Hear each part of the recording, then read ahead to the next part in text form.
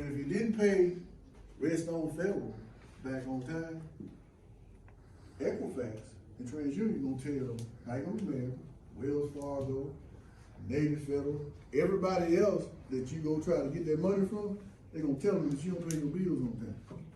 Okay? Now, I say all that to say, if I would've knew that there was 3 people out there that was gonna tell, well, first of all, I wish somebody would've told me to pay the bills on time. And then tell me that in college, that when I got to the bookstore, that credit card I got was gonna haunt me till I finished grad school. So missed payment on the credit card may stay on there for 7 years. If you graduated in 4, it's still 3 more years that you missed that payment on your credit report.